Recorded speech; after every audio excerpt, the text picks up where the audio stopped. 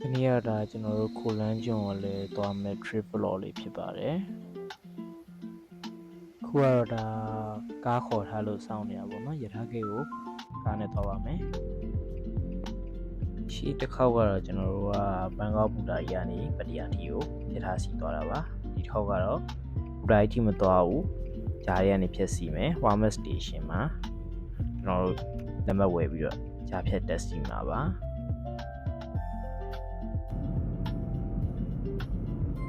ဒီခေါက်ကရှီတစ်ခေါက်နဲ့မတူအောင်ဆိုပြီးတော့ဒါရဲ့မှာခီးစဉ်ချင်းချင်းပြီးတော့စီးကြည့်တာပေါ့နော်ဒါကတော့ခုတော့ဆယ် Warmer Station ကိုသွားနေပါပြီ Warmer Station ကတော့ဒါဟို MRT Station တော့မဟုတ်ဘူး MRT နဲ့ဟိုဘက်ဒီဘက်လမ်းဟိုဘက်ဒီဘက်ပေါ့နော်ကားကတော့မိနစ်20ကျော်နိုင်ဝက်နီးပါးလောက်စီးရတယ်ထားကြီးကကျွန်တော်ရင်းနေဆိုရင်တော့နည်းနည်းလမ်းနေပေါ့နော်ဒါတော့မှဒီနေ့မနေ့ story ထားတော့လမ်းရှင်းနေလို့ပါ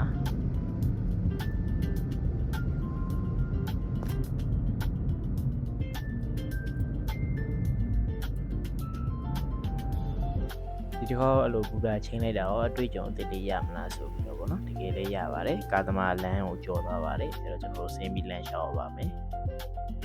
အတီးဒီပဲလမ်းမေးမှာကားရက်တယ်ကျွန်တော်လည်းဆင်းတယ်နောက်ကကားလေးပိတ်နေရပါပြီတော့ sorry ပေါ့နော်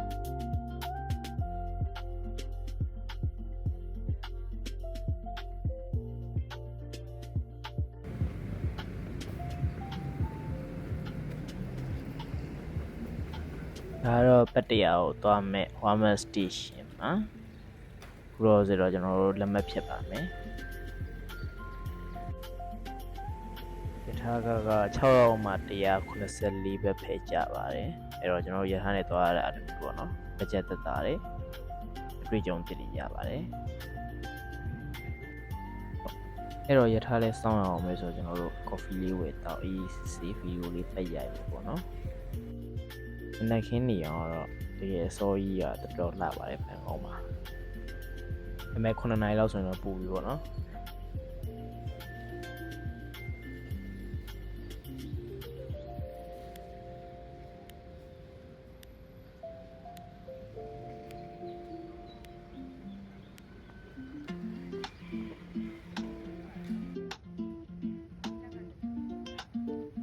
โอเคကျွန်တော်တို့စီမဲရထားတော့လာပါပြီဒီတစ်ခေါက်ကအတွေ့အကြုံလိုချင်လို့ကြီးစဉ်ရှေ့တစ်ခေါက်နဲ့မတူအောင်ချိန်လိုက်တယ်တကယ်ကိုအတွေ့အကြုံဖြစ်ပြီးရပါတယ်ဘာလို့လဲဆိုရင်တော့ကျွန်တော်တို့တက်တဲ့ချိန်မှာရထားတစ်စီးလုံးပြည့်နေပါတယ်အဲ့တော့ထိုင်နေရမရှိပါဘူးမတက်ရက်ပြီးတော့လိုက်စီရပါတယ်ဘူတာ73ဘူတာမကောက်ဘူးပေါ့နော်18ဘူတာလောက်ရှိပါတယ်ကျွန်တော်မတက်ရက်စီလိုက်ရတာ45မိနစ်နီးပါပဲအတွေ့အကြုံအသစ်လို့တကယ်ကိုပြောလို့ရပါတယ်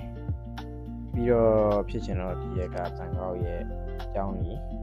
ဆောင်မွေးဖြည့်ပြီးတဲ့ချိန်လေးဖြစ်တော့လို့ခီးသွားများတဲ့ကလေးတွေနဲ့ပြန်နေပါညာပေါ့နော်အဲ့တော့ဒီထားမှာစင်းလုံးပြပါပဲတက်ကလေးကခုံမှမလွတ်ပါဘူး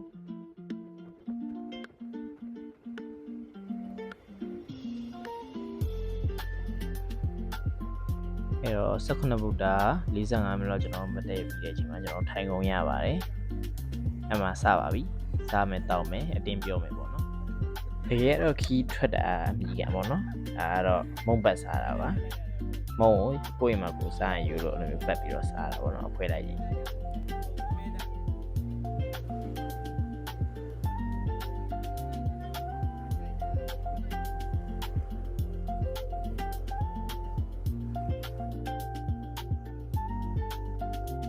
ပတ္တရာကိုရောက်ပါပြီဒါဆင်းနေချိန်မှာဘိုက်နာလို့ဆိုပြီးဗီဒီယိုမရိုက်နိုင်ပါဘူးအဲ့တော့ခုလောဆယ်ကားစီးပြီပေါ့နော်ခုကတော့ဒါလှိစိတ်ကိုသွားမှဖြစ်ပါတယ်ပတ္တရာရောက်တဲ့ချိန်မှာဘူတာကနေလှိစိတ်ကိုလည်းကျွန်တော်တို့15မိနစ်ကျော်လောက်လို့စီးရပါတယ်ဒါလမ်းမပိတ်ဘူးပေါ့နော်ဒါတော့ဒီခေါက်ကတော့ကျွန်တော်တို့တင်မောမစီဘူးပေါ့နော် speed boat စီးပါပါရှေ့တစ်ခေါက်ကတော့ကျွန်တော်တို့တင်မောစီးတာအဲ့လိုအဲတော့ကတော့မုံတိုင်းပါညာလဲဆိုတော့တင်မောတော်တော်လူးပါတယ်မူလည်းမူပါတယ်အန်လည်းအန်ပါတယ်အဲ့တော့ဒီခေါက်ကကျွန်တော်တို့ speed boat ပဲစီးမယ် speed boat ကတော့တယောက်ကို150လောက်ပဲပေးရပါတယ် ရောက်25ရောက်လာပြီပြင်လို့ထွက်တယ်ဆိုတော့အချိန်ကအများကြီးမကြာဘူးတင်မောကတော့အဲ့လိုမျိုးလူများတယ်ပေါ့နော်လူလည်းများတယ်ပြီးတော့အချိန်လည်းကြာတယ်စီးရတာတွေကလည်းသူက45မိနစ်လောက်လူဆောင်တာပါညာနဲ့ဆိုရင်တစ်နာရီကျော်လောက်ကြာပါတယ်အဲ့တော့ကျွန်တော်တို့ကတော့ logic speed boat ပဲစီးတော့ပါမယ်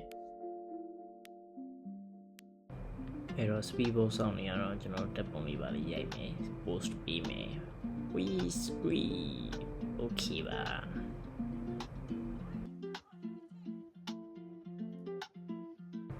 ကိုကဒါကျွန်တော် speed boat စီကိုတွားနေတာဖြစ်ပါတယ်လူပြေးပြီဆိုတော့ speed boat ကထွက်တော့မယ်ဆိုတော့ကျွန်တော် speed boat စီကိုတွားမယ်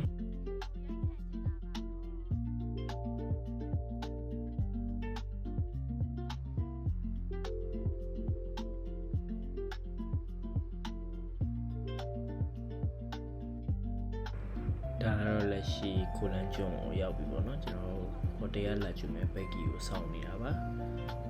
ဟိုတယ်ကတော့တိတ်မဝေးဘူးပေါ့ဒါပေမဲ့လည်းအဲ့လိုထုတ်ပိုးနေဆိုတော့ဘက်ကီကိုပဲစောင့်နေတယ်ပေါ့နော်တော်တော်များများဟိုတယ်လည်းအဲ့လိုဘက်ကီအကျိုးပိုးတွေရှိပါတယ်ဒီမှာ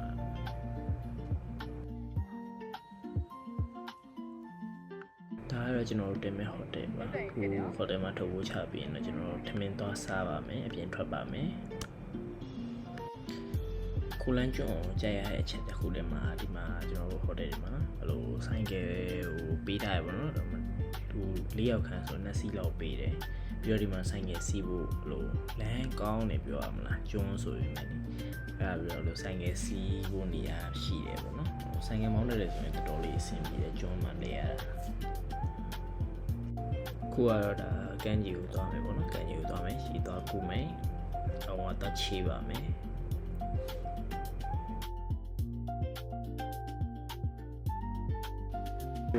ကန်ကြီးရောက်ပြီနော်ရှေ့တစ်ခေါက်ကရှေ့ကူးခဲ့တဲ့နေရာကိုတော့မှာပါအဲ့နေရာလိုင်းလဲငြိမ်တယ်လူလဲရှင်းတယ်ဆိုတော့ပစ္စည်းပါတယ်လူလက်ချထားခဲ့လို့ရတယ်ကိုရီစီစီကြီးကူပြီးတော့ချီးလို့ရတယ်ဗောနော်အဲ့ဘက်ကိုပဲတော့မှာပါခုကတော့နေရာတော့ရောက်ပြီပုံရိုက်တက်ပုံရိုက်ပါညာစမကနာလေးရှိုးရောက်တဲ့နေရာတိုင်းမှာလို့အကောင်တွေ့ရင်ပုံရိုက်ချင်တဲ့ဝါသနာလည်းပါသေးရဲ့ပေါ့နော်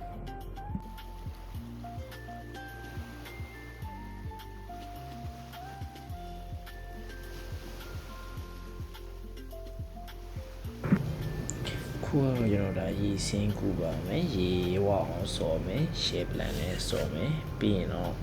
အခန်းကိုပြန်ပါမယ်ခဏဗီဒီယိုလေးကတော့ဒီလောက်ပါပဲပြီးရင်တော့ကျွန်တော်တို့ကိုလန်းမှာဒီညာစီတန်းနေဘယ်လိုအချိန်လေးရှိတယ်ဘယ်လိုမျိုးဘယ်ချိန်ပိတ်တယ်ဘယ်ချိန်ထိရှိတယ်ပေါ့နော်ပြီးတော့ကျွန်တော်နောက်ပြန်ကြရင်ဘယ်ကန်းချီကိုသွားမယ်ဆိုတာလေးဆက်ပြီးတော့ပြပါမယ်ခုဗီဒီယိုလေးကတော့ဒီလောက်ပါပဲခင်ဗျာကျေးဇူးပါ